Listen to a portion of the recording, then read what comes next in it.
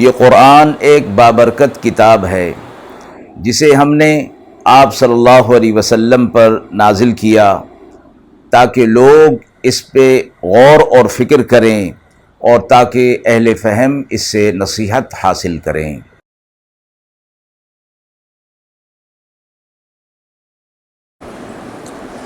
بسم اللہ الرحمن الرحیم۔ السلام علیکم ورحمۃ اللہ وبرکاتہ۔ ناظرین کرام، درس قرآن مجید کے آج کے اس پروگرام کے حوالے سے ہم سورہ حامیم سجدہ کی آیت نمبر 19 تا آیت نمبر 25 تک کے حوالے سے موصول ہونے والے سوالات کی روشنی میں تفسیر پیش کریں گے۔ اس حوالے سے جو سوالات موصول ہوئے ہیں، آیت نمبر 19 اور 20 میں اللہ کے دشمنوں کے کس عذاب کا ذکر ہے اور ان کے عذاب کے اسباب کیا بیان کیے گئے ہیں۔ اسی طرح آیت نمبر 20 اور 21 میں ہے کہ قیامت کے دن مجرمین کے اعضاء ان کے خلاف گواہی دیں گے۔ اس میں ہمارے لیے کیا سبق ہے؟ اعوذ باللہ من الشیطان الرجیم، بسم اللہ الرحمن الرحیم۔ وَيَوْمَ يُحْشَرُ أَعْدَاءُ اللَّهِ إِلَى النَّارِ فَهُمْ يُوزَعُونَ حَتَّى إِذَا مَا جَاءُوهَا شَهِدَ عَلَيْهِمْ سَمْعُهُمْ وَأَبْصَارُهُمْ وَجُلُودُهُمْ بِمَا كَانُوا يَعْمَلُونَ وَقَالُوا لِجُلُودِهِمْ لِمَ شَهِدتُّمْ عَلَيْنَا قَالُوا أَنطَقَنَا اللَّهُ الَّذِي أَنطَقَ كُلَّ شَيْءٍ وَهُوَ خَلَقَكُمْ أَوَّلَ مَرَّةٍ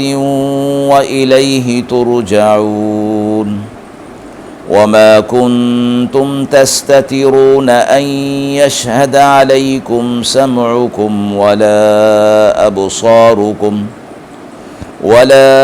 أَبْصَارُكُمْ وَلَا جُلُودُكُمْ وَلَكِنْ ظَنَنْتُمْ أَنَّ اللَّهَ لَا يَعْلَمُ كَثِيرًا مِّمَّا تَعْمَلُونَ وَذَلِكُمْ ظَنُّكُمُ الَّذِي ظَنَنْتُمْ بِرَبِّكُمْ أَرْدَاكُمْ فَأَصْبَحْتُمْ مِنَ الْخَاسِرِينَ فَإِنْ يَصْبِرُوا فَالنَّارُ مَثْوًى لَهُمْ وَإِنْ يَسْتَعْتِبُوا فَمَا هُمْ مِنَ الْمُعْتَبِينَ وَقَيَّضْنَا لَهُمْ قُرَنَاءَ فَزَيَّنُوا لَهُم مَّا بَيْنَ أَيْدِيهِمْ وَمَا خَلْفَهُمْ وَحَقَّ عَلَيْهِمُ الْقَوْلُ فِي قَدْ خَلَتْ مِن قَبْلِهِم مِّنَ الْجِنِّ وَالْإِنسِ إِنَّهُمْ كَانُوا خَاسِرِينَ۔ آیات مبارکہ کا ترجمہ ملاحظہ فرمائیں۔ اور جس دن جمع ہوں گے دشمن اللہ کے دوزخ پر، پھر ان کی جماعتیں بنائی جائیں گی، یہاں تک کہ جب پہنچیں گے اس پر، بتائیں گے ان کو ان کے کان اور ان کی آنکھیں اور ان کی جلد جو کچھ وہ کیا کرتے تھے، اور وہ کہیں گے اپنے جلد کو تم نے کیوں بتایا ہمیں؟ وہ بولیں گے کہ گویائی اللہ نے دی، جس نے گویائی دی ہر چیز کو، اور اسی نے بنایا تمہیں پہلی بار، اور اسی کی طرف لوٹائے جاؤ گے، اور تم چھپا نہ سکتے تھے اس بات سے کہ تم کو بتلائیں گے تمہارے کان اور نہ تمہاری آنکھیں اور نہ تمہارے جلد، پر تم کو یہ خیال تھا کہ اللہ نہیں جانتا بہت سی چیزیں جو تم کرتے ہو، اور یہ وہی ہے تمہارا خیال جو تم رکھتے تھے اپنے رب کے حق میں، اسی نے تمہیں غارت کیا، پھر آج رہ گئے تم خسارے میں۔ پھر اگر وہ صبر کریں تو آگ ان کا گھر ہے، اور اگر وہ عذر کرنا چاہیں تو ان کی معذرت قبول نہ ہوگی، اور لگا دیے ہم نے ان کے پیچھے ساتھ رہنے والے، پھر انہوں نے خوبصورت بنا دیا ان کی آنکھوں میں اس کو جو ان کے آگے ہے اور جو ان کے پیچھے ہے، اور ٹھیک پڑ چکی ان پر عذاب کی بات ان فرقوں کے ساتھ جو گزر چکے ان سے پہلے، جنوں کے اور انسانوں کے، بے شک وہ خسارے والے تھے۔ آیت نمبر 19 اور 20 میں اللہ کے دشمنوں کے کس عذاب کا ذکر ہے اور ان کے عذاب کے اسباب کیا بیان کیے گئے ہیں۔ فرمایا گیا کہ مجرمین کو قیامت کے دن جمع کیا جائے گا اور یہ سب اللہ کے دشمن ہوں گے، پھر ان کی جماعتیں بنا دی جائیں گی، اور پھر دوزخ کی طرف چلنے کے لیے چونکہ تعداد بہت زیادہ ہوگی انہیں روک لیا جائے گا، پھر جب جمع ہوں گے پھر عذاب کی طرف انہیں لے جایا جائے گا، اور وہاں پھر پہنچ کر یہ اپنے جرموں کا انکار کر دیں گے، تو اللہ رب العزت ان پر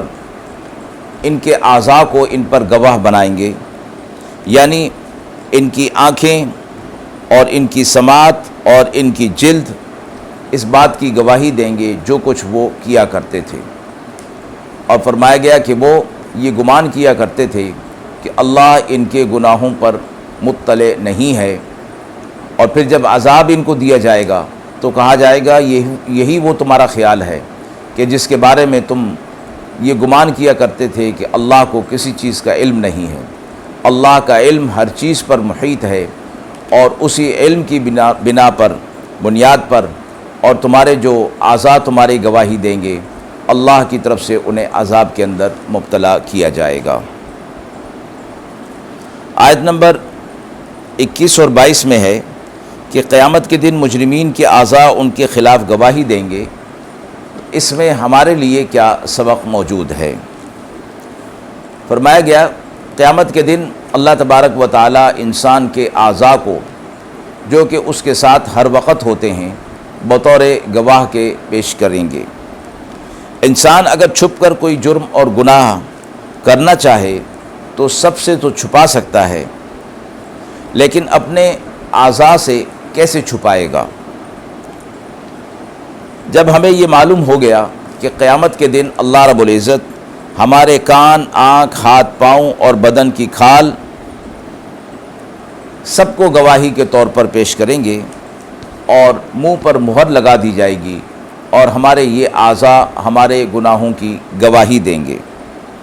ان سے ہمارے اعمال کی بابت پوچھا جائے گا تو یہ سچی گواہی دیں گے۔ تو اس میں ہمارے لیے سبق یہ ہے کہ پھر چھپا کر کوئی جرم کرنا اور گناہ کرنے کا کوئی راستہ ہی ہمارے لیے باقی نہیں رہ جاتا۔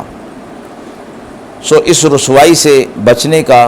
اس کے علاوہ کوئی اور علاج نہیں، کوئی اور راستہ نہیں کہ گناہ کو چھوڑ دیا جائے۔ ناظرین کرام، موصول ہونے والے سوالات کی روشنی میں جو تفصیل پیش کی گئی، ہم امید کرتے ہیں کہ وہ آپ کے لیے قابل اطمینان ہوگی۔ اس حوالے سے آپ کے بھی کوئی سوالات ہوں تو ضرور کمنٹ باکس میں دیجئے، ان کے جوابات دینے کی پوری کوشش کی جائے گی۔ وآخر دعوانا ان الحمد للہ رب العالمین۔